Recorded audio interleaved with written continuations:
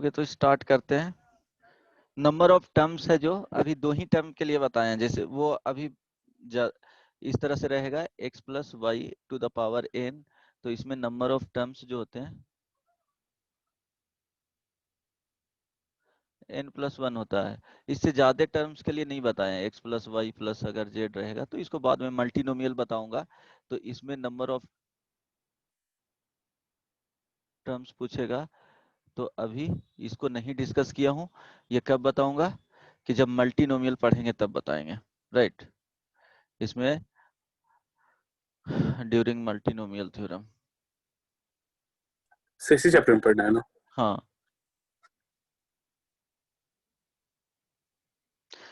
कुछ इस टाइप के प्रॉब्लम करवाएंगे उस टाइम। तो ये ध्यान रखना, जितना बता रहा हूँ वही अभी सोचना है। ऐसा नहीं है कि कोई भी पॉइंट यहाँ पे छोड़ेंगे।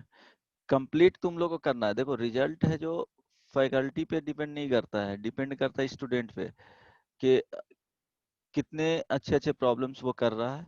और वो डिपेंड करेगा, बुकलेट जो दिया जा रहा है एटलीस्ट उसको 2 बार बना लो कि कॉन्सेप्ट याद रहना चाहिए। उसके बाद प्रीवियस ईयर, जेई मेन का प्रीवियस ईयर, जेई एडवांस का प्रीवियस ईयर, देन डीपीपी मिलेगा। उसके बाद असाइनमेंट देंगे जेई का, जेई टाइप का क्वेश्चंस रहेगा, वो करना है। वो मोर देन सफिशिएंट होगा, उतना कर लोगे तो। सो स्टार्ट कर रहे थे क्या, मिडिल टर्म। इसमें कुछ बताए भी थे, ये सब बता दी थी सर यार। ये कंप्लीट था ना। यस। मिडिल टर्म में क्या बताए थे कि अगर hello,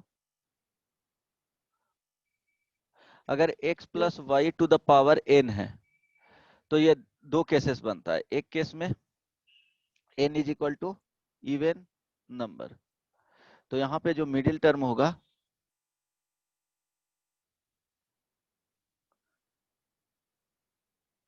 is equal to n by 2 plus 1th term.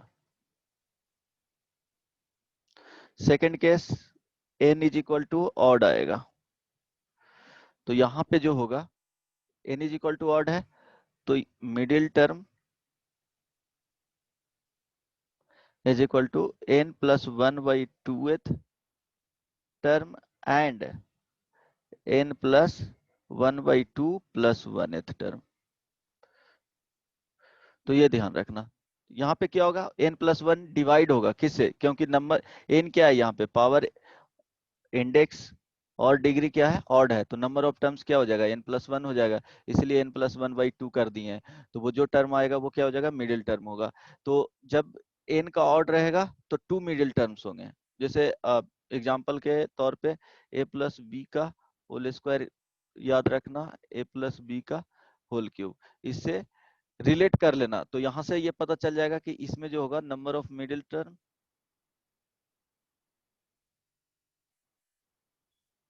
Is equal to 2। अब ये होगा कौन कौन सा, तो 3 plus 1/2th and 3 plus 1/2 plus 1th। जैसे यहां से क्या आ जाएगा, सेकेंड एंड बोलो थर्ड। थर्ड। तो इसको एक्सपेंड करके भी देख लो, समझाने के लिए जस्ट लिख रहा हूँ। A cube plus 3a² b plus 3ab² प्लस b क्यूब। तो देखो, दो मिडिल टर्म इसमें हो गया, नंबर ऑफ टर्म्स क्या है 4 है, तो दोनों ये दोनों मिडिल टर्म हो गया। तो सेकेंड एंड थर्ड, राइट। तो सेकेंड एंड थर्ड, तो t सेकेंड यहाँ पे लिखोगे, तो t second is equal to 3c, यहाँ 2 है तो यहाँ पे 1 हो जाएगा।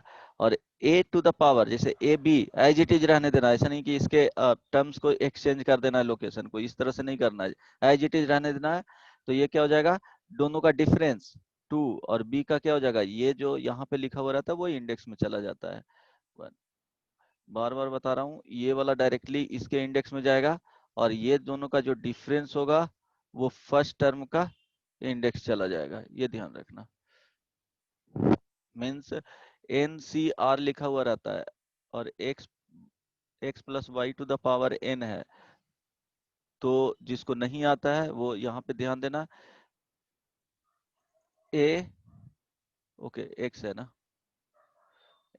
तो x यहाँ पे कुछ आएगा y ये 1 और ये 2, तो ये क्या हो जाएगा, डिफरेंस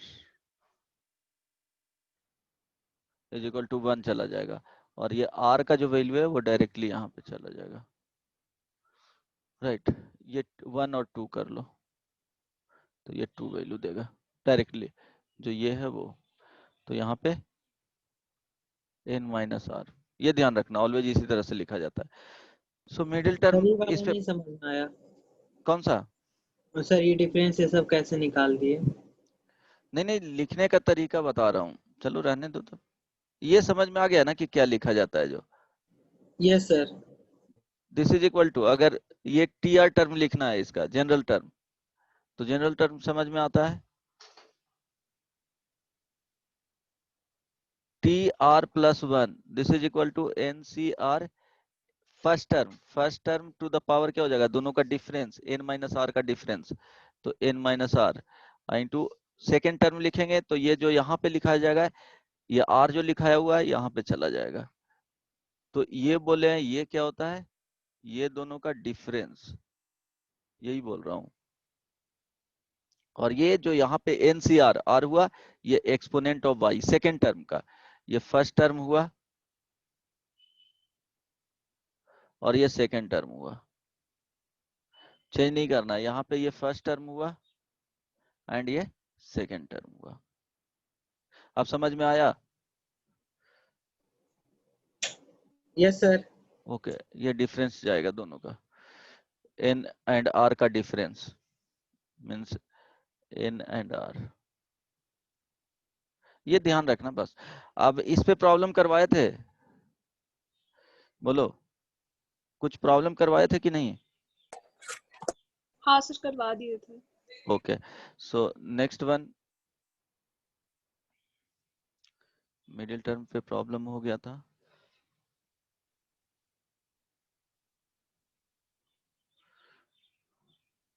ओके,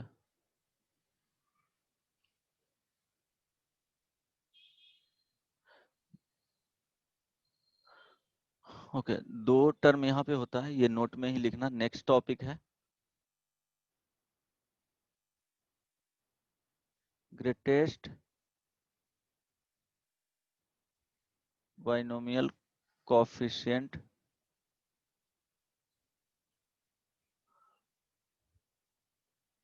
और इसमें सिंपली लिखा हुआ रहेगा, ग्रेटेस्ट कोएफिशिएंट भी आएगा तो वो x और y में आ जाएगा। तो ग्रेटेस्ट बाइनोमियल कोएफिशिएंट, तो बाइनोमियल कोएफिशिएंट होता क्या है कि nc1 nc0 nc1 nc2 dot dot dot ncn, इसको क्या बोलते हैं, बाइनोमियल कोएफिशिएंट।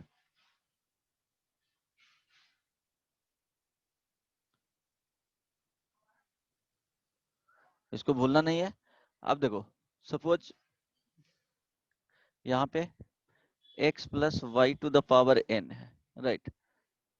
तो इसको एक्सपेंशन इसका लिखेंगे तो nc0 first term, first term का क्या हो जाएगा, n और जीरो का क्या हो जाएगा, डिफरेंस हो जाएगा, तो n y to the power जो यहाँ पे जो लिखेंगे वही इसका इंडेक्स हो जाता है, plus nc1 x to the power n minus n and 1 का difference n minus 1 y to the power 1, nc2 x पे पावर डिफरेंस दोनों को चल जाएगा तो n माइनस 2 और y to power 2, ncn y to the power n। अब ये ध्यान देना, इसमें इसमें फर्स्ट टर्म फिक्स रहेगा, इसी ऑर्डर में चलेगा, जो फर्स्ट टर्म है वो सेकंड टर्म सेकंड टाइम्स में आते चला जाएगा, राइट। अब यहाँ पे तो ये बता दिए हैं कि किसी भी का इंडेक्स देखोगे सम करके वेरिएबल का, तो वो ऑलवेज कांस्टेंट आएगा। देखो y to the power n है तो यहाँ इंडेक्स क्या हो गया, वेरिएबल का n हो गया। सेकंड में देखेंगे तो एक का n माइनस 1 है और सेकंड का 1 है, दोनों को ऐड करोगे तो ये नहीं होगा। तो थ्रू आउट क्या होगा कि कोफिशिएंट वेरिएबल का जो इंडेक्स होगा वो सेम ही आएगा, थ्रू आउट कॉन्स्टेंट होगा। वेरिएबल के अगर इंडेक्स को सम करें तो वो कांस्टेंट होगा। सेकंड इसमें क्या होता है कि एक बताए थे कि NCR लिखा हुआ है तो इसको लिख सकते हैं NCN minus R,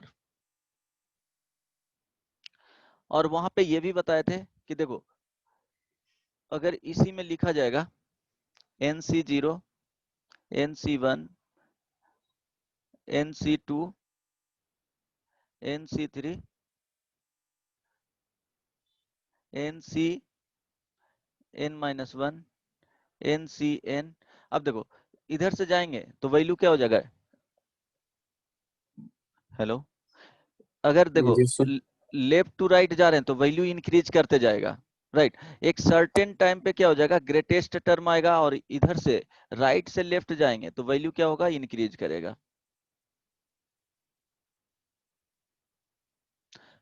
value increase, ये समझा देता हूँ कैसे, जो राइट एक एग्जांपल लेकर के, वहां से ज्यादा इजिली ऑब्जर्व कर पाओगे। अब देखो इसी वैल्यू को जस्ट यहाँ कोशिश करते हैं, समझ में आया तो ठीक है। इसी को ये वाला फॉर्मूला यूज करके NC0 लिख सकते हैं, इस वाले को NC1 लिख सकते हैं, यहाँ जो आएगा वो NC2 लिख सकते हैं। तो देखो NC0 NC1 NC2, तो बोले थे कि from the beginning and from the last जो कोफिशिएंट आते हैं वो क्या होता है? इक्वल वैल्यू देता है, राइट। तो इट मीन्स पता चल रहा है कि सम जो इन बिटवीन जो वैल्यू आएगा, राइट, इन बिटवीन जो वैल्यू आएगा वो समवेयर यहाँ पे आएगा कहीं, ये क्या हो जाएगा? ग्रेटेस्ट कोफिशिएंट होगा। कोफिशिएंट, ये बाइनोमियल कोफिशिएंट ऐड करना। एग्जांपल से समझा रहा हूं कि suppose 6C0 6C1 6C2 6C3 6C4 6C5 6C6, यहीं तक मैक्सिमम क्या होगा? 6C6 ही होगा। अब वैल्यू कैलकुलेट करो, देखो फर्स्ट वाले का वैल्यू कैलकुलेट 6 आएगा, सेकंड वाले का ओके फर्स्ट वाले का 6C0 का वैल्यू 1 आएगा, सेकंड का 6 आएगा, 6C2 का वैल्यू कितना आता है बताओ? 10। कितना आएगा बताओ? 6 × 5 15। 6C3 का वैल्यू 20, 6C4 का वैल्यू 15, 6C5 का वैल्यू 6, 6C6 का वैल्यू 1 आएगा। तो देखो यहां से वैल्यू इंक्रीज किया, राइट टू लेफ्ट भी वैल्यू इंक्रीज करेगा, समवेयर यहाँ पे आया तो ये ग्रेटेस्ट वैल्यू हुआ, ग्रेटेस्ट बाइनोमियल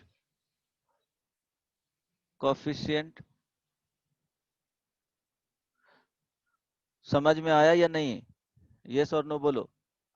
तो यहाँ पे देखना Yes. सबसे जो ग्रेटेस्ट Yes. कोफिशिएंट होगा वो Yes. ध्यान में रखना कि जस्ट इसके आधे वाले वैल्यू होंगे। एक एग्जांपल बता रहा हूँ, यहाँ पे क्या था, ये जो n लिख रहे हैं ये जो वैल्यू है वो इवन है, n का वैल्यू। एक ऑड के लिए ले लेते हैं सेकंड में, उसके लिए भी एग्जांपल से समझ पाओ। 5C0 5C1 5C2 5C3 5C4 5C5, यही दो ऑप्शन मिलेंगे, उसका जो इंडेक्स होगा वो इवन होगा और ऑड होगा। तो दोनों के लिए केसेस में देख लेंगे कि एक्चुअली हो क्या रहा है। 5C0 का वैल्यू 1, 5C1 का वैल्यू 5, 5C2 का वैल्यू हाउ मच? 10 होगा। 5C3 का वैल्यू 10, 5C4 का वैल्यू 5, 5C5 का वैल्यू 1, राइट। तो यहाँ पे देखोगे लेफ्ट टू राइट इंक्रीज कर रहा है, राइट टू लेफ्ट क्या कर रहा है? इंक्रीज कर रहा है। ये सर्टेन वैल्यू के लिए यहाँ पे क्या होगा? नंबर ऑफ टर्म्स यहाँ दो वैल्यू के लिए क्या होगा? ये ग्रेटेस्ट बाइनोमियल कोफिशिएंट हो गया।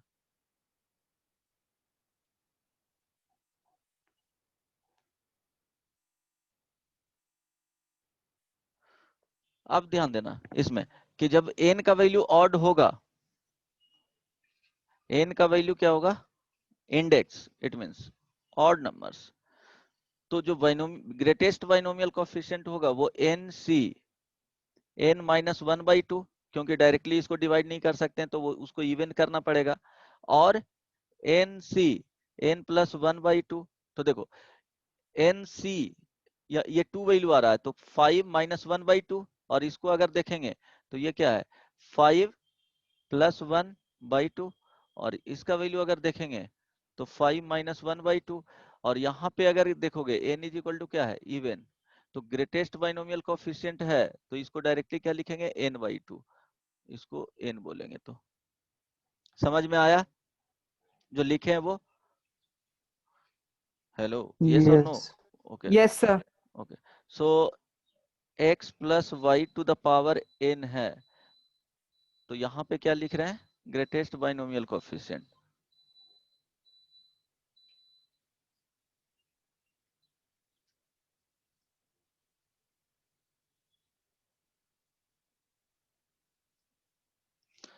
फर्स्ट में n is equal to even, तो क्या होगा, nc n/2।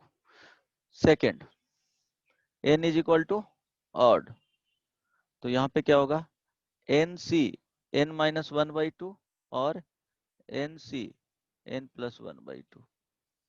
ओके, क्लियर हो इससे?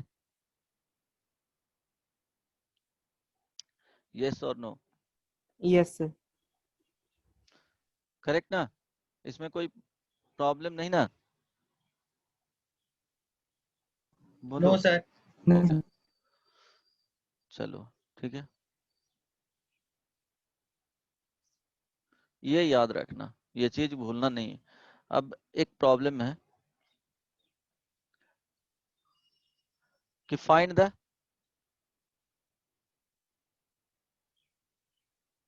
Greatest binomial coefficient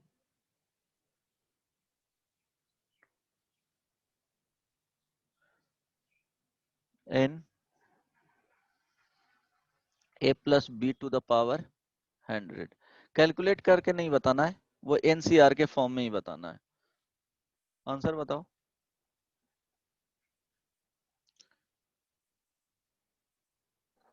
So 100C50.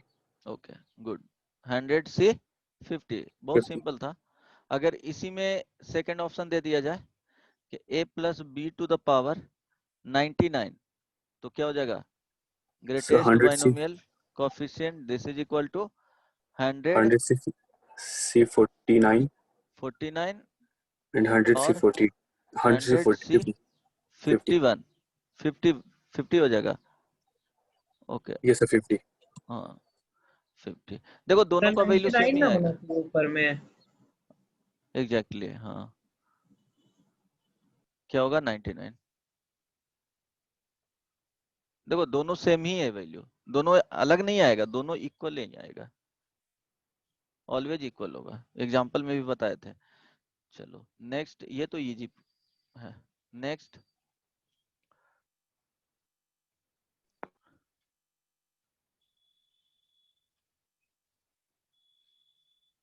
Greatest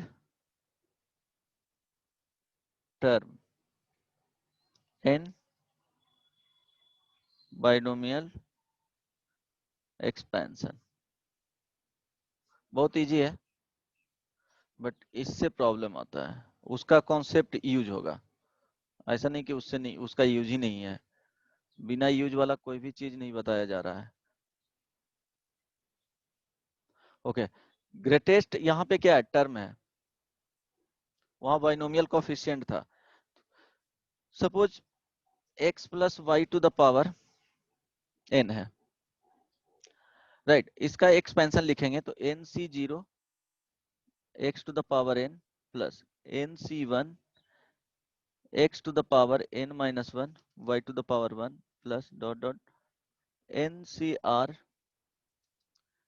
-1 x to the power n minus r plus 1 y to the power r -1 plus ncr x to the power n minus r y to the power r plus dot dot nc n y to the power n।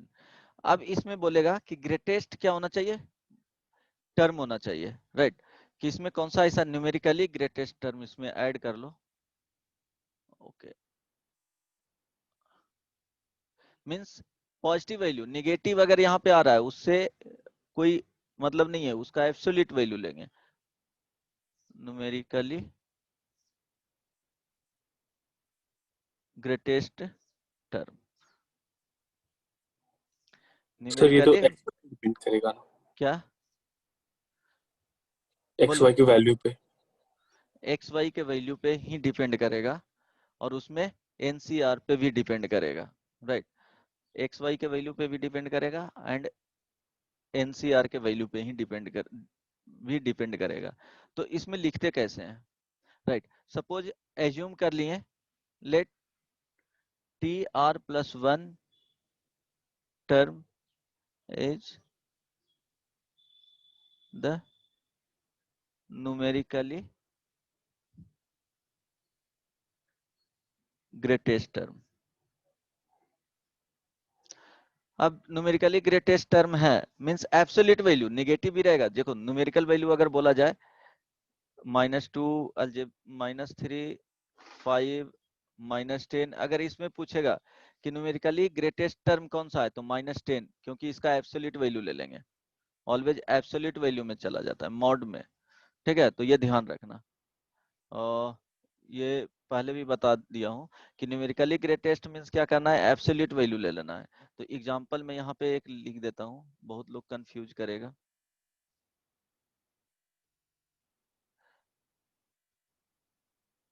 Numerically greatest term of 5 -10 2 -12 13 and -15। तो क्या हो जाएगा, numerically greatest term means क्या हो जाएगा, absolute value.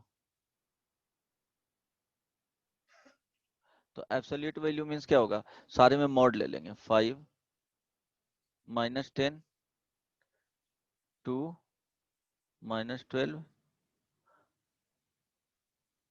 13 -15। अब decide कर लो।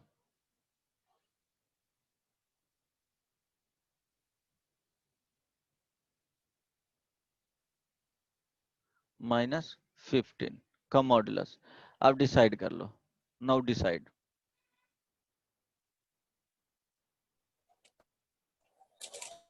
कौन सा हो जाएगा बोलो। सो 15 15 हो जाएगा। यस ओके, एब्सोल्यूट वैल्यू देखा जाता है।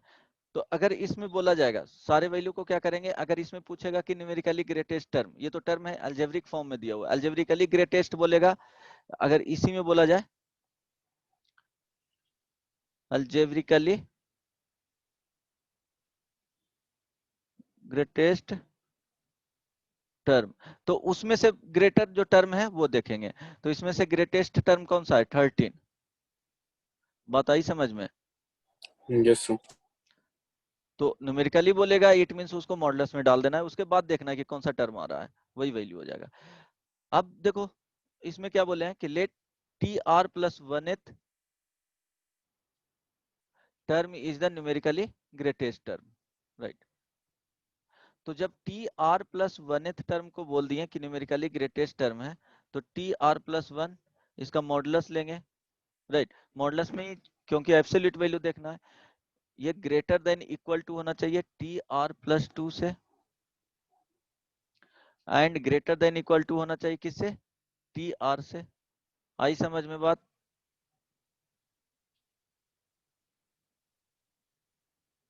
दो रिलेशन, मेन यही कॉन्सेप्ट है, ये बहुत इंपॉर्टेंट है, ये समझ में आया।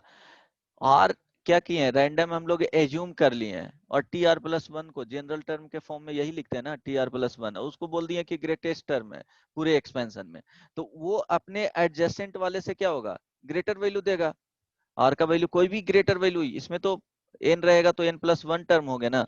तो अगर किसी वैल्यू को बोल रहे हैं कि ये ग्रेटेस्ट टर्म हो गया सपोज, तो क्या होगा, ये अपने सराउंडिंग वाले से, पहले वाले से और बाद वाले से क्या होगा, ग्रेटर वैल्यू होगा, यही होगा ना। और ऐसा नहीं कि यही ये वैल्यू आर का वैल्यू हो सकता है यहाँ पे भी लाई करे, आर का वैल्यू हो सकता है कि लास्ट का सेकंड वैल्यू क्या हो, वो कंटेन करे। तो वो डिपेंड करता है, आर का वैल्यू कहीं भी शिफ्ट हो सकता है, ऐसा नहीं कि बीच में ही आएगा, राइट। समझ में आया। तो ये मेन कॉन्सेप्ट है, इसको याद रखना। कि ग्रेटेस्ट टर्म रहेगा तो अगर x का रेंज पूछेगा तो यहीं से डिफाइन करना है। यहाँ से दो रिलेशन आएंगे कि t r plus one modulus greater than equal to t r sir plus एक टू। एग्जांपल देके बताइए ना। अरे इसको अभी सॉल्व बताएंगे यार। ये एक हो गया टी आर प्लस वन का modulus greater than equal to t r का मॉडुलस, ये दो हो गया राइट। इससे सॉल्व करेंगे। अब देखो एक बता देता हूँ, इसमें जो शॉर्टकट रूल है वही बताऊंगा। अब ध्यान दो, बेसिकली यही होता है, उसका डेरिवेशन बता दूंगा। शॉर्टकटली जो फॉर्मूला आएगा वो डायरेक्टली उसको याद रखना है, और कैसे डिराइव करते हैं वो भी पता होना चाहिए, ये वाले टर्म राइट। अब देखते हैं x प्लस आईजीटीज रहने देना है जैसे दिया हुआ रहेगा। इसके पहले एक बता देता हूँ, एक और टर्म आता है NCR divided by NCR minus one. इसका वैल्यू कैलकुलेट करो तो कितना आएगा, इसका वैल्यू भी याद रखना है। NCR divided by NCR minus one.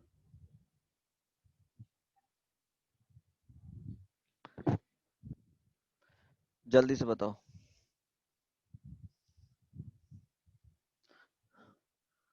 ये ध्यान रखो, यहाँ पे क्या है, R है, ये वाला वैल्यू R है, तो एक कम है उससे, ये R माइनस वन। और ये दोनों क्या है, कैलकुलेट करके बताओ।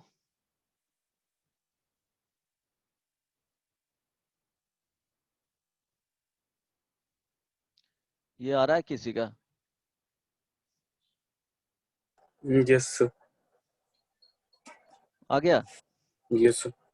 एग्जाम्पल में यहाँ पे ये याद रखना है, एग्जाम्पल में अगर 6C4 है डिवाइडेड बाई 6C, देखो इससे एक कम रहेगा 3, तो यहाँ पे लिख सकते हो R इज इक्वल टू क्या हो गया, N is equal to 6, R is equal to क्या होगा, देखो ये इससे कंपेयर करो, यहाँ पे R होता है तो R इज इक्वल टू क्या हो जाएगा 4, तो N minus R plus one divided by R, this is equal to क्या हो जाएगा 6 minus 4 plus one divided by how much 4, तो आ जाएगा कितना 6 7 7 तो 3 बाई 4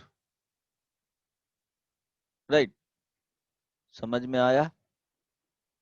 एग्जाम्पल बता दिया हूँ 6C4, देखो एक क्या होगा, कॉन्स्टिट्यूटिव नंबर्स ही होंगे, यहाँ 4 है यहाँ 3 है, डिफर बाई 1, और ऊपर क्या होगा, ग्रेटर नंबर होगा तभी लिखेंगे, डायरेक्टली याद रखना है। यहाँ पे R होगा, ये दोनों सेम होना चाहिए, तो बार बार बोलना ना पड़े, ये ध्यान रखना। ओके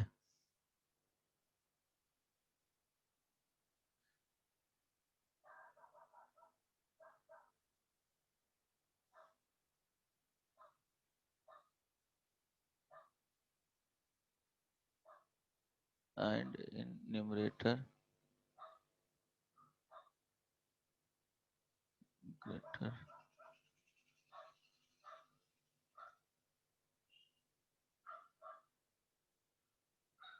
और ये क्या होना चाहिए, दोनों सेम होना चाहिए।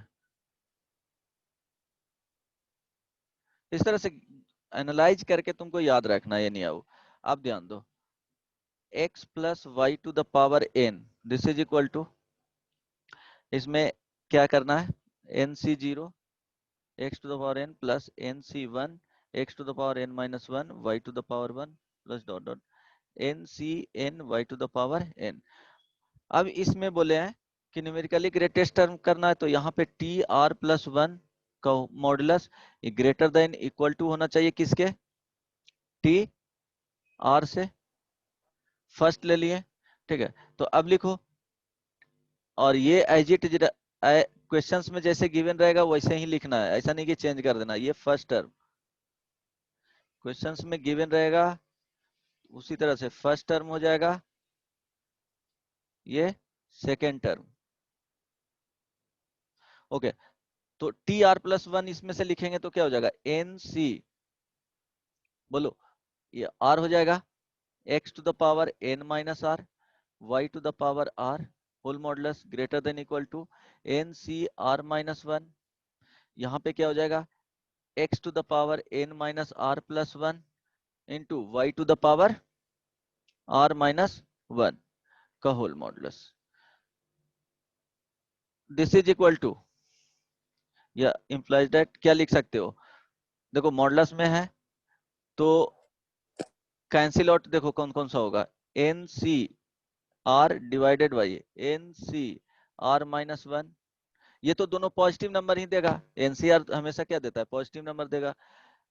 अब यहां से क्या लिखोगे, ग्रेटर देन इक्वल टू, ये पॉजिटिव ही है तो यहां से कैंसिल आउट करोगे तो x to the power n minus r plus 1 y to the power r minus 1 divided by x to the power n minus r y to the power r, ये whole modulus में चला जाएगा। देखो cancel out होगा यहाँ से, क्या इसका value n minus r plus 1 divided by r greater than equal to, ये तो पॉजिटिव ही आएगा लेफ्ट साइड वाले। राइट साइड में मॉडुलस लगाना है, x और y में कोई निगेटिव हो सकता है, तो यहाँ पे देखो कैंसिल आउट करोगे तो x y मॉडुलस में। अब क्या होगा, यहाँ से क्रॉस मल्टीप्लीकेशन कर दो क्योंकि पॉजिटिव है, r 0 हो नहीं सकता, यहाँ पे r क्या होगा 1 से स्टार्ट होगा, राइट। तो n का वैल्यू यहाँ पे n minus r plus 1 greater than equal to r into क्या हो जाएगा x y। अब क्या करोगे, r को कॉमन लेना है तो राइट साइड में भेज देना है, तो n plus 1 greater than equal to r into modulus of x y plus 1, right. तो r का जो वैल्यू आएगा वो लेस देन इक्वल टू क्या हो जाएगा, n प्लस 1 डिवाइडेड बाई, देखो r को इस वाले जो टर्म है वो उसको डिवाइड में कर देंगे, मीन्स बोथ साइड डिवाइड करेंगे modulus of x y plus 1 से, तो ये हो जाएगा 1 plus modulus of x y। तो r इज इक्वल टू क्या लिखना है, n plus 1 divided by 1 plus modulus of x y। अब यहाँ देखना न्यूमरेटर, इसका जो वैल्यू आया ये फर्स्ट टर्म ऊपर होना चाहिए, चेंज नहीं करना है, और ये सेकेंड टर्म, फर्स्ट टर्म ऊपर होना चाहिए, second term less than equal to, means इससे ज्यादा वैल्यू नहीं होगा। तो अगर इसका value r is equal to एक में इंटीजर आ गया से r is equal to k, तो यहां पे जो ग्रेटेस्ट टर्म होगा, term is equal to k and k plus 1। Second में r इज इक्वल टू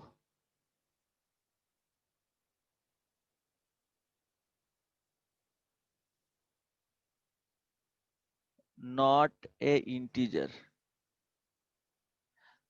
अगर इंटीजर इंटीग्रल वैल्यू नहीं आएगा तो क्या करेंगे, सपोज यहाँ पे y मान लो, तो क्या लिखेंगे, तो greatest term is equal to, ये याद रखना, greatest term is equal to y का क्या करेंगे, इंटीग्रल वैल्यू लेंगे और प्लस 1 ऐड कर देंगे। तो एग्जांपल के तौर पे suppose r is equal to 5 आया, तो यहां से लिखेंगे क्या, ग्रेटेस्ट टर्म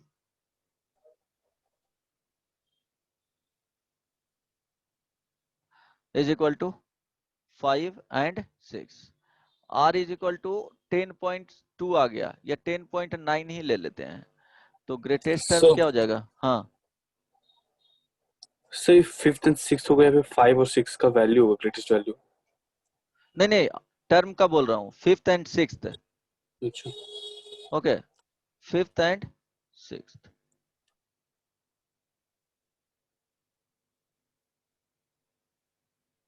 आर का वैल्यू आ रहा है, ये क्या है, GIF ग्रेटेस्ट इंटीजर फंक्शन, ठीक है, इंटीग्रल वैल्यू मींस इसको बोल सकते हो इंटीग्रल वैल्यू। तो यहाँ पे क्या होगा, एग्जांपल बता रहा हूँ, 10 पॉइंट क्या लिखे हैं, 9 लिखे हैं, तो जो इंटीग्रल वैल्यू हो जाएगा वो 10 हो जाएगा प्लस 1 मींस 11th टर्म। समझ में आया? Yes sir. इस तरह से वर्कआउट करना है, एकदम फिक्स रखना है। तो ये टर्म आएगा जब एक्स एंड वाई दोनों वैल्यू गिवन रहेगा तब। इसमें क्वेश्चंस कैसे रहेगा कि यहाँ पे ए दे दिया, एक्स दे दिया, और यहाँ पे सपोज 100 ही दे दिया, बोलेगा कि find the greatest term at x is equal to, x का वैल्यू दे देगा कि 1/5 और a का वैल्यू ये गिवन रहेगा। इस तरह के क्वेश्चंस रहेंगे। तो r का वैल्यू इसी तरह से फाइंड आउट करना है। ये एग्जांपल के तौर पे अभी देता हूँ सर एक प्रॉब्लम। सेकंड का यूज कहाँ पे हुआ? किसका? सेकंड का? सेकंड इक्वेशन का, वो कौन tr सा? ये वाला? tr+1 greater than tr+2। ये यहीं पे यूज होगा, लेकिन वो दोनों को मर्ज करके ये डिराइव किया जाता है। ठीक है, तो एक के लिए बता दिया हूँ कि r is equal to directly ये आएगा। अब सेकंड वाले का देखो यूज कब होगा, जब x का वैल्यू अननोन रखेगा और r का गिवन रहेगा। मींस r दे देगा कि फिफ्थ टर्म क्या है, ग्रेटेस्ट वैल्यू है, तो वहां पे x का रेंज निकालिए। तो तुमको वही करना है, दोनों उसके जस्ट नियरेस्ट वाला से क्या करना है, मॉडुलस लेकर के ग्रेटर वैल्यू दिखाना है, वहां से x का वैल्यू आएगा। मींस फिफ्थ है तो फिफ्थ सिक्स से बड़ा होगा और फोर्थ से बड़ा होगा, तो दोनों से करोगे तभी x का वैल्यू आएगा वहां पे। बात समझ में आया? Yes sir. वहां पे सर थोड़ा प्रोसीजर नोट करना। अच्छा, अभी नोट करोगे इसको कि एक एग्जांपल दे दूं?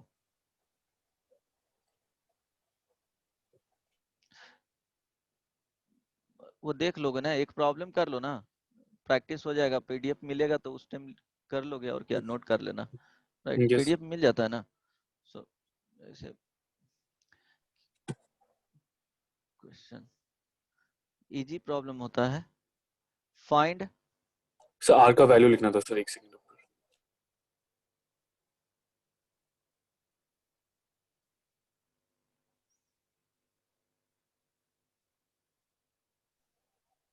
सर ऊपर थोड़ा।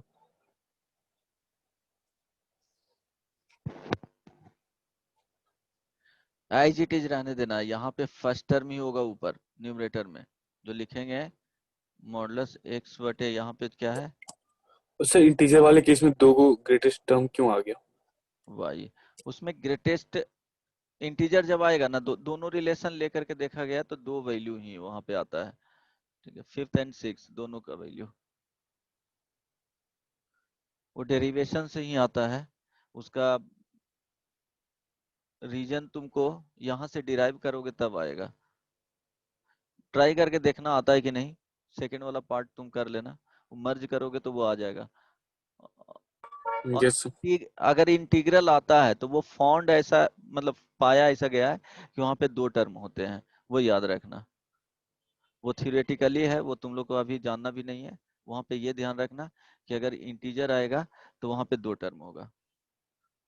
उसका रीजन जानना भी नहीं है, डायरेक्टली याद रखना। एक्स एक्स वाई वाई होगा तो याद क्या रखना है, यहाँ पे ये फर्स्ट टर्म होगा और ये second term. Means x y y इस तरह से लिखेंगे तब एन, तो ये फर्स्ट वाला ऊपर चला जाएगा, सेकेंड वाला यहाँ पे। अब प्रॉब्लम एक बनाओ। Find the greatest term in the expansion of 3 minus 5x to the power 15। बताओ क्या आएगा।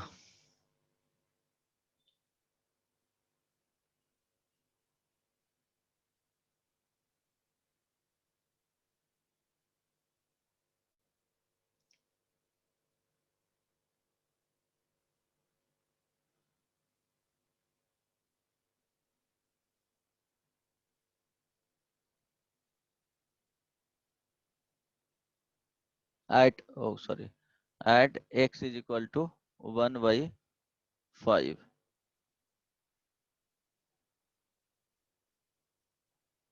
x का वैल्यू गिवन रहेगा।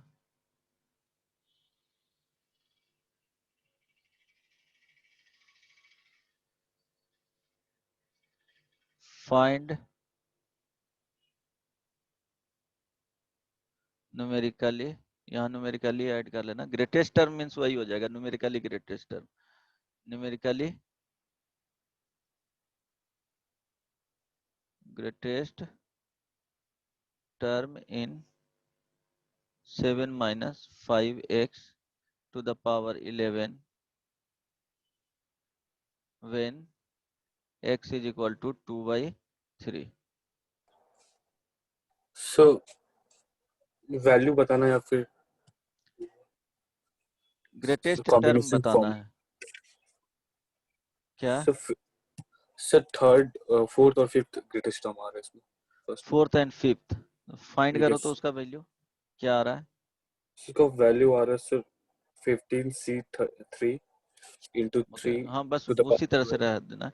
उसका वैल्यू पूछेगा तो क्या करना है, उस वैल्यू को बता देना है कौन सा टर्म आ रहा है। ये इसमें क्या है, कौन सा टर्म आ रहा है तो वो इजीली लिख सकते हो।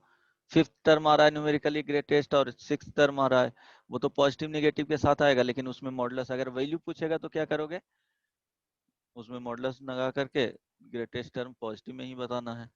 राइट, तो टर्म कौन सा आया, डायरेक्टली अगर फॉर्मूला यूज करोगे सो फोर्थ और फिफ्थ तो r इज इक्वल टू, जैसे प्रॉब्लम देख यहाँ पे लिख देता हूँ, क्या लिखा हुआ है 3 minus 5x to the power 15 at x is equal to 1 by 5। अब ध्यान देना, जो x प्लस वाई लिखे थे n, तो n plus 1 divided by 1 plus क्या होता है first term by second term का modulus r is equal to, तो यहाँ पे x इज इक्वल टू 3 हो गया, y इज इक्वल टू क्या हो गया -5x हो गया, n इज इक्वल टू क्या हो गया 15 हो गया, तो r is equal to 15 plus 1 divided by 1 plus first term 3 divided by -5 और x का वैल्यू 1 बाई 5 का modulus, this is equal to 16 by क्या हो गया 4 is so equal to 4।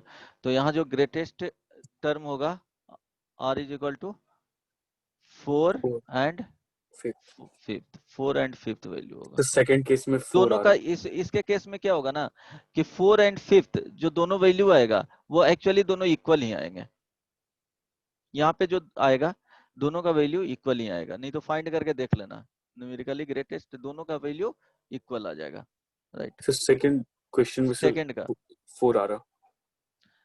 7 minus 5x is 11, ठीक है, तो n is equal to 11, x is equal to 7, y is equal to -5x और x इज इक्वल टू कहाँ पे दिया है 2/3 पे, तो r इज इक्वल टू क्या हो जाएगा बताओ, n plus 1 divided by 1 plus modulus क्या होता है 7 by -5x, this is equal to n का value 11 plus 1 divided by 1 plus 7 divided by 5 into 2/3, this is equal to 12 divided by, okay क्या आ जाएगा 3.1 सर। हाँ 10 प्लस 21 31 ना, सर 9 2 3.1 ओके 3.1 होगा, नहीं ये चला जाएगा 21 यहाँ पे होगा, ये सर नीचे डिवाइड में 10 10, तो 10 और 21 31 हो जाएगा और ऊपर में चला जाएगा कितना 10 फिर मल्टीप्लाई हो जाएगा। राइट, यही ना, यस। ओके सो 120 बाई क्या हो जाएगा 31, इसका इंटीग्रल क्या करना है, तो टर्म कौन सा आ जाएगा बताओ, इसका इंटीजर r बराबर क्या हो जाएगा 3 पॉइंट समथिंग आएगा 1 by 20 31 plus 1 r is equal to 31 का अगर डिवाइड करेंगे तो 4 टाइम्स में क्या हो जाएगा, इससे ज्यादा हो जाएगा, it means 3 plus 1 4th term. Okay ये हो गया, तो यहाँ पे समटाइम्स अगर x का वैल्यू फाइंड करने के लिए बोलेगा, ये ध्यान रखना, तो नोट में लिख लो या वैसा एक बुकलेट में है, ट्राई करना, यहीं पे समझा देता हूँ, ट्राई करना समझने का। अब देखो जैसे r का वैल्यू फाइंड किए, r का वैल्यू बोल देगा कि फिफ्थ है जो ग्रेटेस्ट टर्म है, तो फिफ्थ ग्रेटेस्ट टर्म है तो तुमको वहां पे क्या करना पड़ेगा, ये दोनों इक्वेशन अप्लाई करना पड़ेगा, फर्स्ट एंड सेकंड, और वहां से x का वैल्यू फाइंड कर लेना कि x के किस वैल्यू के लिए, मींस रेंज पूछेगा, रेंज ऑफ x, कि x के किस रेंज के लिए जो टर्म होगा फिफ्थ वो ग्रेटेस्ट वैल्यू होगा। तो ये दोनों यूज करना, वहां पे आंसर आ जाएगा। राइट, यहाँ तक किसी को समझने में कोई प्रॉब्लम नहीं ना? बोलो हेलो, यस और नो? No sir. ओके, चलो नेक्स्ट देखते हैं। जस्ट यहाँ पे एक है कि सम ऑफ बाइनोमियल कोफिशिएंट, जैसे 1 plus x to the power n, इसका क्या लिखेंगे? nc0 nc1 x plus nc2 x square plus nc3 x cube plus ncn x to the power n। तो sum of binomial coefficient means क्या है? यहाँ पे बोलने का मीनिंग क्या है कि c1 c0 plus c1 plus c2। Okay, यहाँ देखना, देखो NCR का जो लिखा जाता है वो इक्विवेलेंट इस तरह से भी लिखा जाता है, NR और ये, राइट। देखो NCR is equal to sometimes use किया जाएगा CR, right. N by default जो रहेगा यहाँ पे वो ले लेना है। NCR स्टैंड्स फॉर CR भी लिखा जाता है। तो बाइनोमियल कोफिशिएंट मींस यहाँ पे sum of binomial coefficient means C0 plus C1 plus C2 plus C3 plus dot dot dot Cn। इसी में क्या हो जाएगा, डिफरेंस में भी आएगा, एक ये आ गया, और x इज इक्वल टू यहाँ पे क्या, इसका वैल्यू फाइंड करना है, राइट। तो हम लोग के पास क्या दिया हुआ है, 1 plus x to the power n is equal to C0 plus C1x plus C2x square plus C3x cube plus dot dot dot n Cn x to the power n। देखो 1 है फर्स्ट टर्म, तो 1 का जो power कुछ भी रहेगा always 1 होते चला जाएगा। तो सेकंड में x लिखे हैं, तो जो यहाँ पे पावर होगा वही x का इंडेक्स होगा। यहाँ पे 2 है तो इसका इंडेक्स 2 होगा, और 1 का फॉर एनी इंडेक्स के लिए क्या होगा, 1 ही हो जाएगा। तो अब देखो, अगर इसमें x is equal to 1 put करेंगे,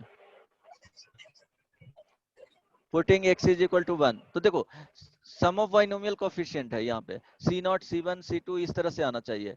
तो क्या आएगा, x यहाँ पे नहीं होना चाहिए, मींस x का वैल्यू 1 होना चाहिए, इसीलिए x का वैल्यू यहाँ पे 1 पुट कर दिए। तो यहाँ आएगा 1 plus 1 to the power n is equal to C0 plus C1 into 1, C1 हो जाएगा, प्लस C2 इंटू 1 का स्क्वायर, C2 ही हो जाएगा, C3 इंटू 1 का क्यूब, C3 ही हो जाएगा, Cn। यही सम ऑफ बाइनोमियल कोफिशिएंट। तो यहाँ से इसका वैल्यू लिख सकते हो C0 plus C1 plus C2 plus dot dot Cn का जो वैल्यू आएगा 2 पे पावर n आ जाएगा, राइट। यहाँ से C1 plus C2 plus C3 plus Cn this is equal to 2 पे पावर n माइनस 1 होगा। क्यों कि Cn का जो वैल्यू होता है, ये वाला वैल्यू यहाँ पे एब्सेंट है, तो C0 का जो वैल्यू होता है वो 1 होता है, इसलिए 1 सब्ट्रैक्ट कर लिए, राइट। अब देखो इसी में अगर 1 पुट माइनस 1 पुट करते हो, 1 plus x to the power n, सही गुड ऑप्शन जी नहीं ये वाला। Okay, sum of binomial coefficient means क्या हो जाएगा, बाइनोमियल कोफिशिएंट ऑलरेडी डिस्कस कर चुके हैं, ये स्टैंड करता है, ये तो टर्म है वो याद ही रखना है, इसमें कॉन्सेप्ट ही कुछ नहीं है। एनसीआर को इस तरह से भी लिखा जाता है, small bracket n and r यहाँ पे, ठीक है, बीच में क्या है, गैप है। NCR stand for C R भी लिखते हैं, एन यहाँ पे एब्सेंट भी रखते हैं, लेकिन एन वहां पे लेना है, अगर 5 है तो 5C1 5C2 5C2 C1 C3, तो वहां पे n का वैल्यू क्या हो जाएगा, 5 हो जाएगा। वो क्वेश्चंस पे डिपेंड करता है। तो NCR मींस क्या हो जाएगा, CR भी लिखेंगे, बाय डिफॉल्ट वहां पे n क्या करना है समझना है, राइट। तो ये तो अलग चीज हो गया। अब बाइनोमियल कोफिशिएंट बताए थे कि बाइनोमियल कोफिशिएंट होता क्या क्या है, तो C0 C1 C2 C3 dot dot dot Cn जो आया वो बाइनोमियल कोफिशिएंट हो गया। तो सम ऑफ बाइनोमियल कोफिशिएंट, तो इट मींस वही हो गया C0 का C0 प्लस C1 टोटल जो बाइनोमियल कोफिशिएंट 10 से n तक आ रहा है वो सारे का सम यहाँ पे देख रहे हैं। तो C0 plus C1 plus C2 plus C3 यही हुआ कि इसका सम फाइंड करना है। तो अब क्या किए कि 1 प्लस एक्स का एक्सपेंशन लिखें, y के जगह पे क्या है, यहाँ x के जगह पे 1 रख दिए और यहाँ पे y के जगह पे x रख दिए, लिखते थे ना x plus y to the power n। तो इसको Yes. 1 और इसको क्या किए x रिप्लेस कर दिए, 1 plus x to the power n का एक्सपेंशन लिखे। अब जब इसका एक्सपेंशन लिखोगे तो 1 का इंडेक्स कुछ भी हो क्या होगा, ऑलवेज 1 ही हो जाएगा। और ये बताए थे कि जो यहाँ पे इंडेक्स जाता है वो डायरेक्टली क्या देगा, सेकेंड टर्म का इंडेक्स देगा। यहाँ पे 1 है तो सेकेंड टर्म x है तो उसका इंडेक्स डायरेक्टली चला जाएगा। यहाँ पे 2 है तो इंडेक्स क्या हो जाएगा, 2 हो जाएगा। यहाँ 3 है तो इसका इंडेक्स 3 हो जाएगा। n है तो सेकेंड टर्म का इंडेक्स n हो जाएगा। फर्स्ट टर्म 1 है तो ऑलवेज क्या मिलेगा, 1 ही मिलेगा। यहाँ तक समझ में आ गया। अब हम लोग को चाहिए था मेन जो मोटो था कि हम लोग को C0 C1 C2 इस तरह से आना चाहिए। इट मींस यहाँ पे जो x है वो बाधा पहुंचा रहा है, वो x एक्चुअली 1 होना चाहिए, x क्यूब है तो 1 होना चाहिए, x to the power n है तो वो एक्चुअली 1 होना चाहिए, राइट। तभी तो Cn होना चाहिए, मींस यहाँ पे Cn आना चाहिए, C2 आना चाहिए, C3 आना चाहिए। Yes, x sir. क्यूब है तो उसका वैल्यू क्या रख सकते हैं, इस तरह से ही सोचोगे तो x क्यूब अगर 1 रहेगा means x is equal to अगर 1 रखेंगे तो थ्रू आउट क्या आ जाएगा, 1 ही आ जाएगा। तो कोई चेंजेस करने नहीं जा रहा है। तो जब राइट साइड में 1 रख रहे हो तो लेफ्ट साइड में 1 रखना पड़ेगा। दोनों तरफ क्या करना चाहिए, बैलेंस ही होना चाहिए ना। तब putting Yes, x sir. Is equal to 1, तो यहाँ पे 1 पुट कर दिए, सॉरी यहाँ पे पुट किए 1, तो हर एक में क्या करेंगे 1 1 पुट करेंगे। इट मींस 1 प्लस 1 2 पे पावर क्या चला जाएगा, n हो जाएगा। और यहाँ पे बच जाएगा क्या, C0 C1 C2 C3 dot dot dot plus Cn। समझ में आया। Yes, sir. सर तो Cn का वैल्यू भी तो 1 हो। Cn का वैल्यू नहीं तो इसमें ये रहने दिए हैं, Cn का लास्ट टर्म रहने दिए हैं। हो सकता है समटाइम लास्ट टर्म को भेज दे। तो Cn का वैल्यू वो तो बताए ही है कि C0 is equal to Cn होता है ना, इज इक्वल टू 1 होता है। तो फर्स्ट टर्म को समटाइम्स राइट साइड भेज दिया जाता है, इतना ही यूज होगा, हो सकता है समटाइम। ये समझ में आ गया। तो इसका वैल्यू डायरेक्टली क्या करना है, याद रखना है, इसको याद रखना है। अब देखो 1 plus x C0 plus C1x plus C2 x square plus C3 x cube plus Cn x to the power क्या हो जाएगा n। अब यहाँ पे क्या करेंगे, x इज इक्वल टू 1,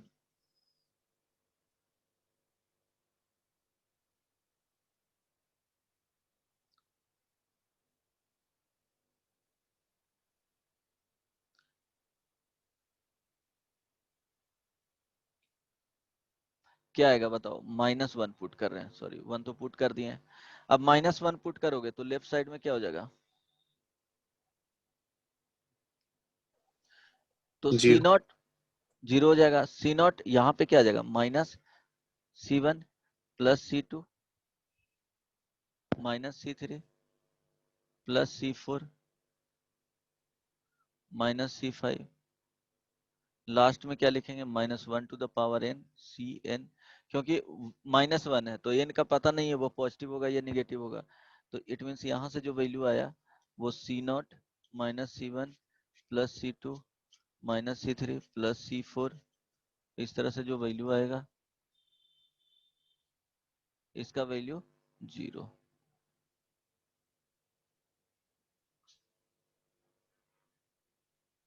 ये समझ में आया,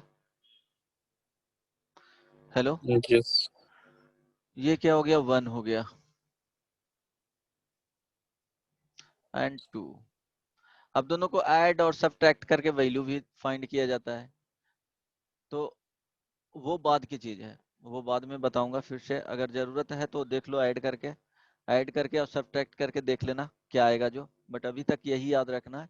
इसका भी जरूरत नहीं है, ये बताना है बाद में, लेकिन इससे क्या होगा, ये चीज से अवगत रहो ताकि आगे आए ऐसा कुछ तो समझ में इजिली आ जाए, इसलिए बता दिया हूँ बीच में ये। अब डिविजिबिलिटी रिलेटेड कुछ प्रॉब्लम कर लेते हैं और इसी में यूनिट डिजिट से रिलेटेड कुछ कर लेंगे।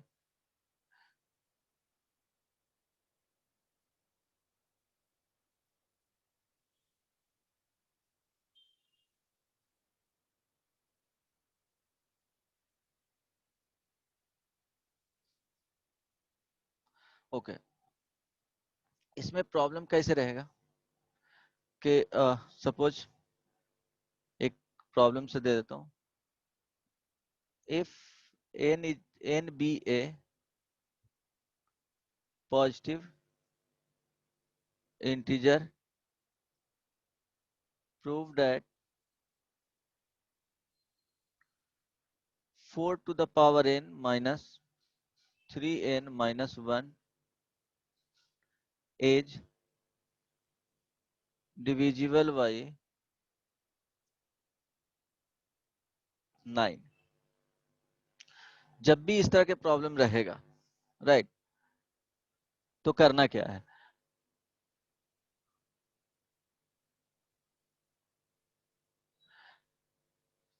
तो प्रॉब्लम से ही समझ लो, यहां पे क्या है कि 4 to the power, if n be a positive integer, तो 9 से डिविजिबल ये तुमको दिखाना है, प्रूफ करना है। समटाइम्स बोलेगा कि अगर इसको 9 से डिवाइड करेंगे तो रिमाइंडर कितना बचेगा, राइट। दो तरह के प्रॉब्लम होगा कि एग्जैक्टली एक तो डिवाइड होगा, सेकंड क्या होगा कि रिमाइंडर बचेगा, तो वो रिमाइंडर का वैल्यू पूछेगा कि एक्चुअली रिमाइंडर आएगा क्या।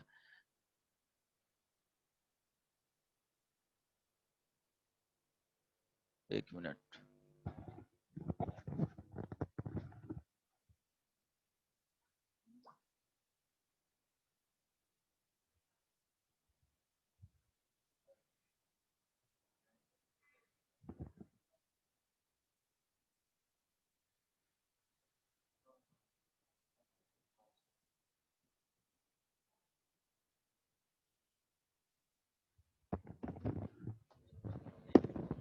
हेलो। तो इसमें दो प्रॉब्लम रहेगा, एक तो रिमाइंडर क्या बचेगा, फर्स्ट है कि डिविजिबल है कि नहीं, तो वो रिमाइंडर से ही रिलेटेड हो गया। अगर डिविजिबल है तो रिमाइंडर 0 बचेगा, अगर डिविजिबल नहीं है एग्जैक्टली तो रिमाइंडर कुछ ना कुछ बचेगा। अगर 9 से है तो अप टू 8 तक बचेगा रिमाइंडर, राइट। 0 1 2 अप टू कहाँ तक जाएगा, 8 तक रिमाइंडर जाएगा। तो इस तरह के प्रॉब्लम को क्या करते हैं, तो 4 टू द पावर n है माइनस 3n माइनस 1। अब ये इसको डिस्टर्ब नहीं करना है, ये जो दिया हुआ है, डिस्टर्ब किसको करना है, इस वाले में चेंजेस करना है।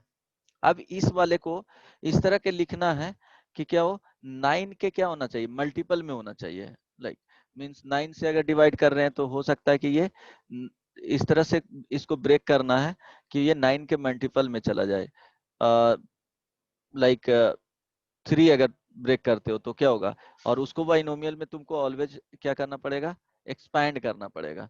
तो यहाँ पे अगर 9 से डिविजिबल है तो इसको 3 में, यहाँ 4 है तो 3 में, अगर यहाँ पे 10 रहता तो 9 प्लस 1 लिख लेते, अगर 17 रहता तो 18 माइनस 1 लिख लेते, यहाँ पे 80 रहता तो क्या लिखते, 81 माइनस 1, 80 रहता तो 81 माइनस 1, देन उसको एक्सपैंड कर देते। यहाँ क्या है, इंडेक्स है ये, तो वो इंडेक्स यूज करके क्या करते हैं, उसको एक्सपैंड कर देते। इट मींस जो बहुत सारे टर्म्स उसमें आएंगे वो 3 का रेज होते जाना चाहिए। तो इसको 1 plus x to the power, जो भी नंबर्स रहेगा यहाँ पे, मीन्स इस तरह से अगर कोई यहाँ पे नंबर है टू द पावर n है, तो इसको इस तरह से ब्रेक करना है कि 1 plus x to the power n में जाना चाहिए, और x minus 1 to the power क्या होना चाहिए, n में जाना चाहिए। लाइक और ये जो नंबर्स होना चाहिए should be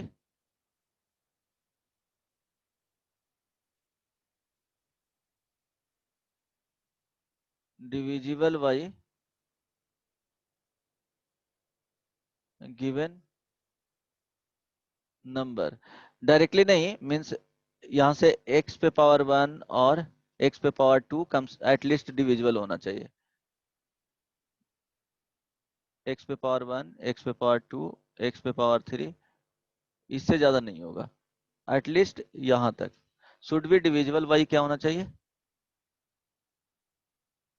divisible by given number, जो नंबर जिससे बोलेगा कि डिवाइड करना है उस नंबर से क्या होना चाहिए? डिविजिबल होना चाहिए। तो देखो जैसे यहाँ पे 3 में ब्रेक हो रहा है, 80 रहता तो डायरेक्टली वो डिविजिबल था। हो सकता है कि x टू द पावर 1 भी लिखा हुआ है यहाँ पे, x टू द पावर 2 भी लिखा हुआ है, x टू द पावर 3। यहाँ पे देखोगे तो 3 का स्क्वायर आएगा जो डिविजिबल होगा। तो वो वहां पे टेंशन नहीं लेना है, वो इस तरह से ब्रेक करना है कि वो डिविजिबल होना चाहिए, राइट। 1 प्लस और एक टर्म को क्या करना है? 1 रखना है। और इवन 10 भी रखोगे तो कोई प्रॉब्लम नहीं होगा। यहाँ पे 1 जनरली 1 ही रहना चाहिए और 10 होना चाहिए, लाइक यहाँ पे भी 1 और 10 होना चाहिए, हमेशा यही होना चाहिए। 1 और 10 भी आएगा तो प्रॉब्लम नहीं होगा, राइट। अब देखो करना क्या है, 1 मिनट, 10 आएगा,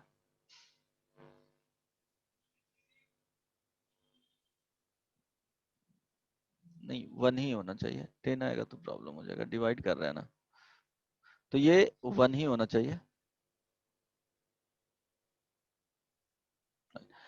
अब देखो प्रॉब्लम है 4 to the power n minus 3n minus 1। अब इसको डिवाइड किससे करना है? 9 से। तो अब इसको ब्रेक करना है तो इसको क्या लिखेंगे? इस वाले नंबर को 1 plus 3 to the power n। अब इसको एक्सपैंड कर दो, तो ध्यान दो सिर्फ और सिर्फ इसको एक्सपैंड कर रहे हैं, तो लिखेंगे nc0 plus nc1 3 plus nc2 3 square plus nc3 3 cube plus ncn 3 to the power n। अब यहाँ पे ध्यान देने वाली बात है कि देखो इसके बाद जो है ये वाला जो आ रहा है वो डिविजिबल बाई क्या है? 9 है।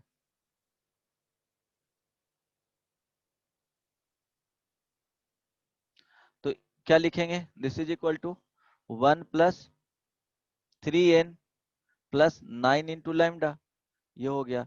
तो नाउ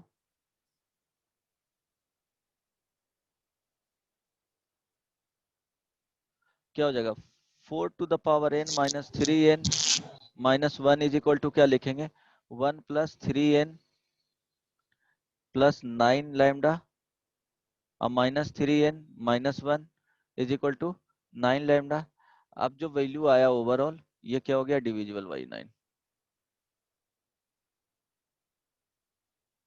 समझ में आया या नहीं बताओ? यहाँ पे 1 प्लस माइनस में ही ब्रेक करना है, इस तरह से तुमको ब्रेक करना पड़ेगा। हो सकता है कि इसको तुम इस तरह से भी ले जा सकता था कि 2 पे पावर 2n लिख सकता था, देन इसको ब्रेक कर सकता था क्या कि 3 minus 1 to the power n 2n, then इसको एक्सपैंड करता क्योंकि 3 आ रहा है यहाँ पे। तो इस तरह से भी वर्कआउट करना पड़ेगा क्वेश्चंस में, डायरेक्टली ऐसा नहीं है कि वो ओपन हो जाएगा 3 प्लस 1 इसी तरह से इजी मेथड में देगा। हो सकता है पावर को तुमको क्या करना पड़ेगा? इनसाइड भेज करके उसको एडजस्ट करना पड़ेगा, तो वो रिड्यूसिबल होगा। बहुत सारे क्वेश्चंस में वो तुमको रिड्यूस करना है। किस तरह से रिड्यूस करोगे वो कॉन्सेप्ट बता दिए कि x इस तरह से होना चाहिए कि उसका या तो सिंगल पावर वो डिविजिबल हो डायरेक्टली नंबर से, और 2-3 पावर मैक्सिमम जाएगा वो डिविजिबल होना चाहिए, यहाँ पे जैसे इस प्रॉब्लम में दिखा दिया। समझ में आया ये कुछ कुछ कॉन्सेप्ट? यस सर, एक सेकंड तो नीचे कीजिए ना। 1 ही होना चाहिए यहाँ पे, राइट। सर नीचे।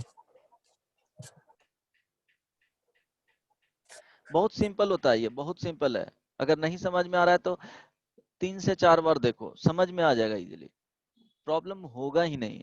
लेकिन वो शुरू में है ना, न्यू चीजें हैं तो वो दिक्कत तो होगा ही यार, सबको दिक्कत होता है। यूज टू हो जाएगा तो लगेगा अरे यार ये कितना सिंपल था।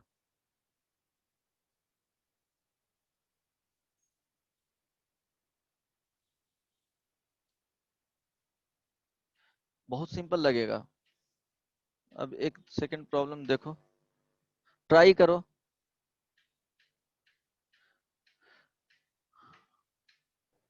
फिर थोड़ा ऊपर कीजिए ना, डिस्कनेक्ट हो गया था। Okay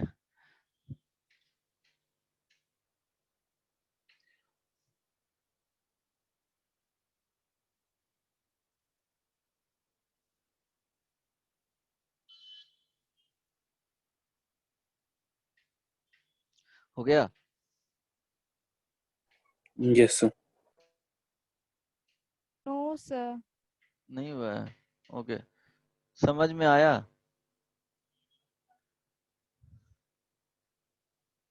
If n be a positive integer,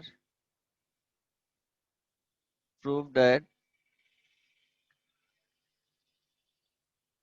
2n plus 2 minus 8n minus 9 is divisible by 64. Try करो तो। So 89. नहीं, 8n है minus 9 divisible by 64.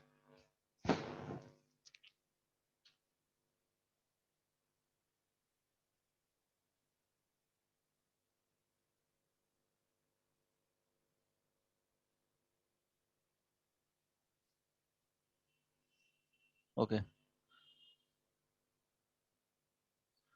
तो 3 2n प्लस 2 है, दिस इज इक्वल टू क्या लिख सकते हो? अब 64 होना चाहिए, तो इसके मल्टीपल्स में आना चाहिए, ठीक है? या जो यहाँ पे नंबर आएगा ब्रेक करेंगे उसके मल्टीपल्स में 64 आना चाहिए, ये होना चाहिए।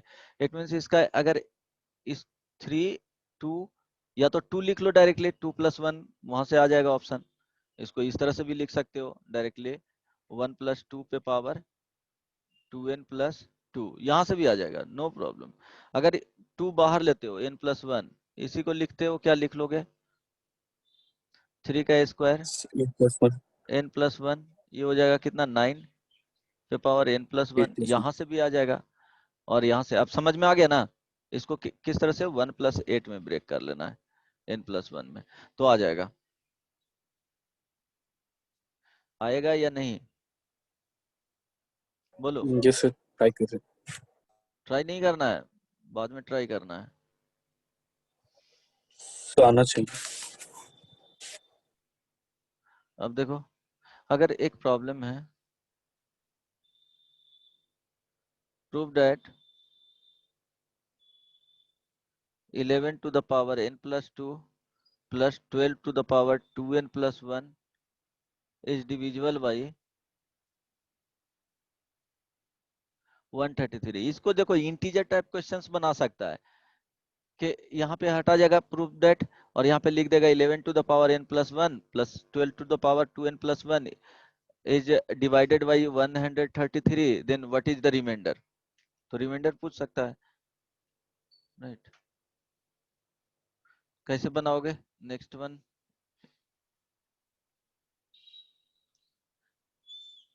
बोलो।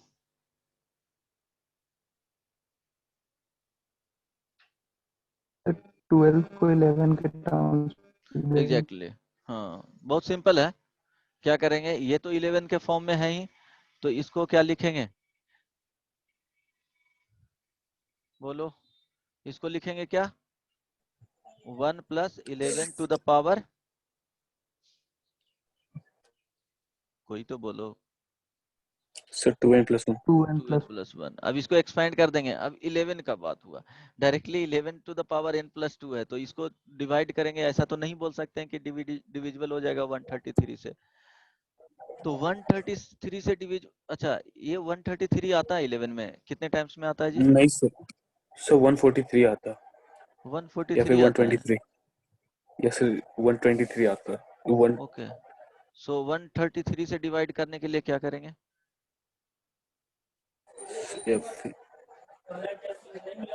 ये डिविजिबल तो होगा नहीं डायरेक्टली, So 134 आता है. इसको देखो फैक्टराइज करके क्या आ रहा है, कुछ तो आ जाएगा, उससे आइडिया मिल जाएगा। So 134 minus 1 करेंगे तो हो जाएगा. आ जाएगा। Yes sir. 134 minus 1. बताओ डिविजिबल होगा कि नहीं, और होगा तो क्या Sir आएगा? डिवीज अच्छा प्रूफ सर ये करना है 11 ना? से डिविजिबल नहीं है. Yes sir. बनाएंगे कैसे? कुछ तो दिया हुआ होगा। 133 को लिखेंगे हो सकता है 133 आ जाए।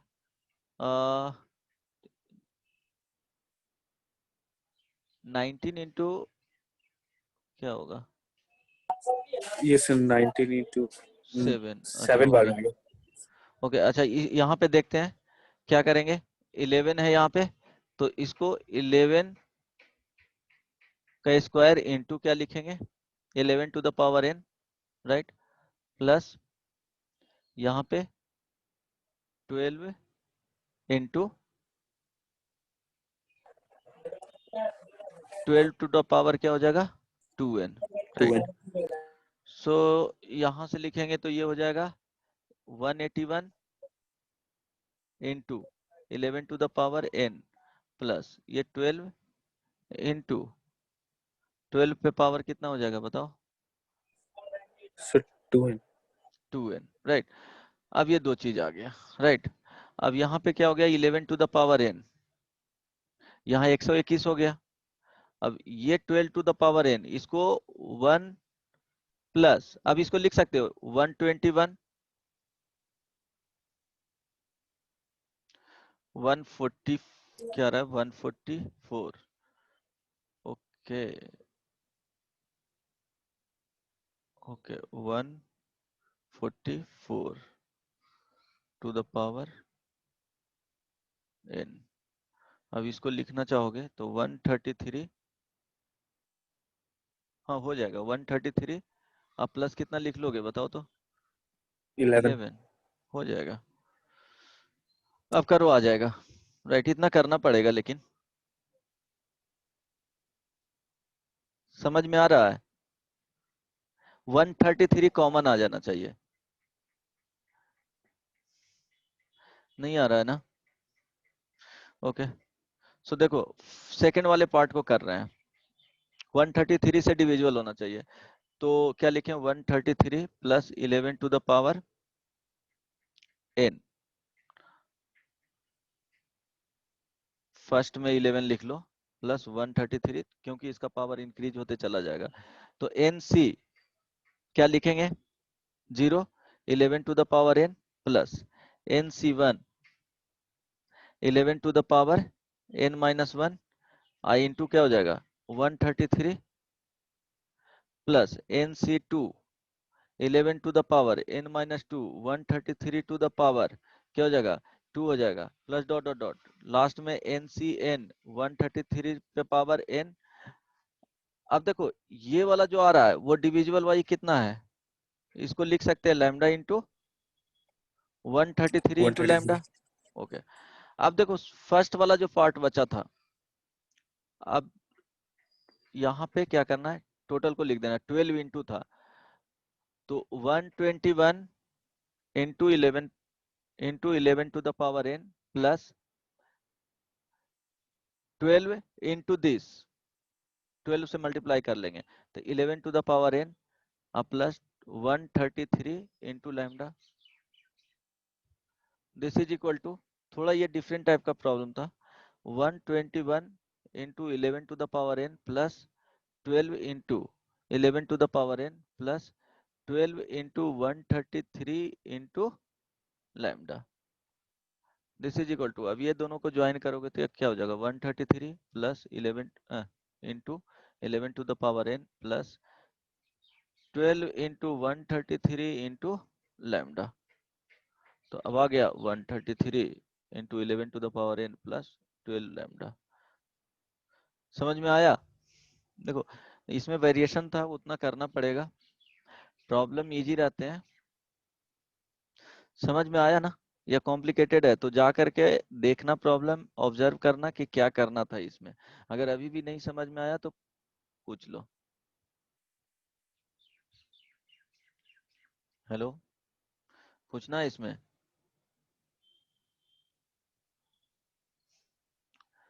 नहीं नहीं सर। समझ में आ गया, यस सर। Okay good. चलो नहीं समझ में आएगा तो देख लेना, देन इसमें कुछ और प्रॉब्लम करवाऊंगा, बट 2 मिनट टाइम दो, एक और बता देता हूँ, unit digit.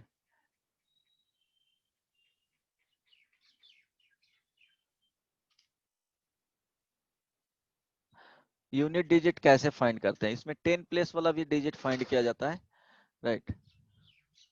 Unit digit find करने के लिए सपोज बोलेगा कि find the unit digit in find the unit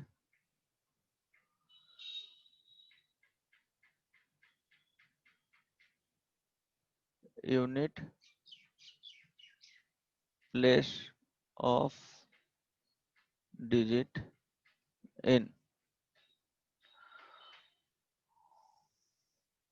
number two the power, क्या रहेगा यहाँ पे n रहेगा सपोज।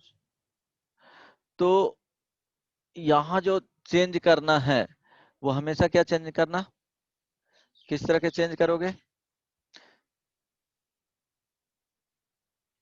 1 प्लस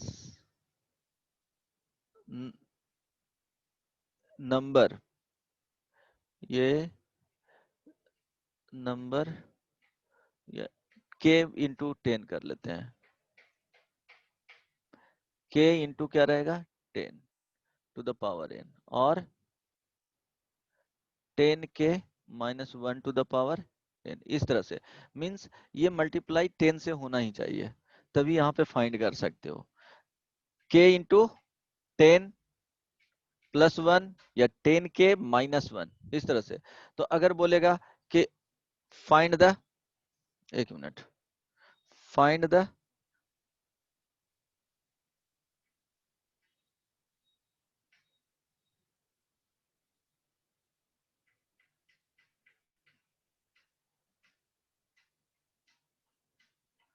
एक क्वेश्चन ले लो,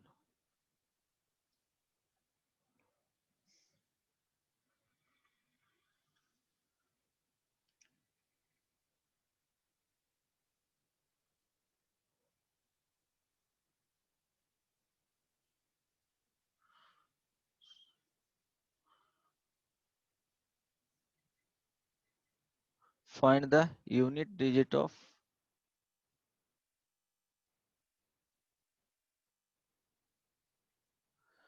three to the power 99 even. तो देखो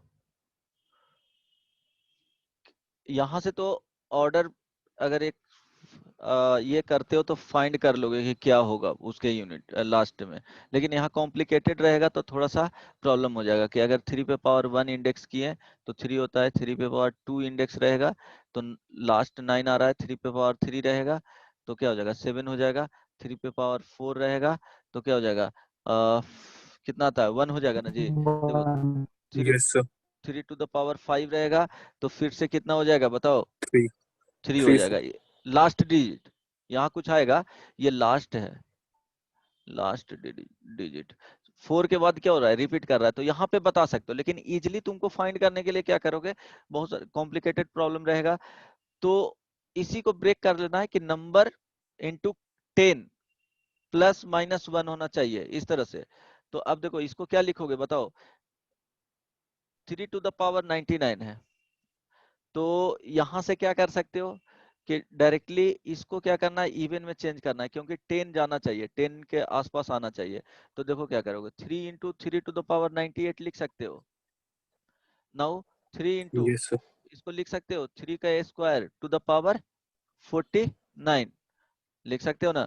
अब देखो 3 इंटू ये क्या हो जाएगा 10, ओके 9 टू द पावर 49। अब इसी को लिख सकते हो क्या, 3 into 10 minus 1 to the power 49। अब इसको एक्सपैंड करोगे तो देखो क्या आएगा, 3 तो बाहर होगा, बोलो 49 C 0 10 to the power 49 plus ये सेकेंड टर्म माइनस हो जाएगा, 49 C 1 10 to the power 48 plus dot dot dot, last में जो मिलेगा वो क्या मिलेगा, 49 सी 49, और यहाँ पे 10 टू द पावर क्या हो जाएगा 0 हो जाएगा, लेकिन ये 1 पे पावर क्या हो जाएगा -1 पे पावर 49, इसीलिए लास्ट टर्म क्या हो जाएगा निगेटिव में हो जाएगा, राइट। तो लास्ट टर्म का वैल्यू जो आएगा वो क्या आ जाएगा -1 आएगा। और इसके जस्ट पहले जो आएगा वो देखो क्या आएगा, इसके जस्ट पहले वाला लिख रहा हूँ 49C 48 10 आएगा, राइट, ये प्लस के साथ होगा। और इसके साथ इसके पहले जो जाएगा वो 0 0, यहाँ देखो 0 49 0 होगा, 48 0 होगा, इसमें 1 0 होगा, तो 1 0 होगा, तो ये जो वैल्यू आएगा वो ये वैल्यू कितना आ जाएगा 49 इंटू 10 इट मीन 490, और यहाँ पे -1 है लास्ट डिजिट, तो -1 करेंगे तो क्या हो जाएगा 9, राइट, तो 9 आ गया। अब ये 3 से मल्टीप्लाई होगा तो कितना हो जाएगा लास्ट डिजिट, डिटेल में 7 नेक्स्ट क्लास में बता, 7 आ जाएगा बदमाश, ओके हाँ, सर 9 9 इंटू 3 3 7। तो बुकलेट मिलेगा उसमें यूनिट डिजिट तक, उसमें लास्ट 2 डिजिट भी फाइंड करने रहेगा, वहां तक तुमको बना करके लाना है। सो एक्सरसाइज कहाँ तक मैम? फर्स्ट एक्सरसाइज में ही उसमें मेंशन कर दूंगा, जो बुकलेट मिलेगा उसमें बता रहा हूँ कहाँ तक बनाना है। जो सर बुकलेट अपलोड हो गया? अपलोड अभी कर देंगे, और उसमें थ्योरी पार्ट है वो देख लेना, थ्योरी पार्ट, उसके बाद प्रैक्टिस जो प्रॉब्लम होता है वो बना लेना, उसमें आंसर भी दिया हुआ रहता है, तो उसको छोड़ना नहीं है, जहां तक बताया हूँ एटलीस्ट वहां तक कंप्लीट कर लेना। ओके, यहाँ इस वाले में 33 तक exercise 1 question number up to 33, ये फर्स्ट एक्सरसाइज में। Exercise second,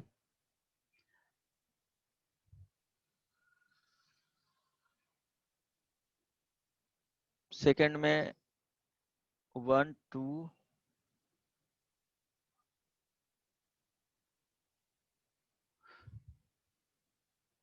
1 2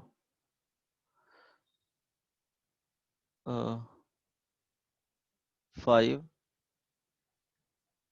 6 8 9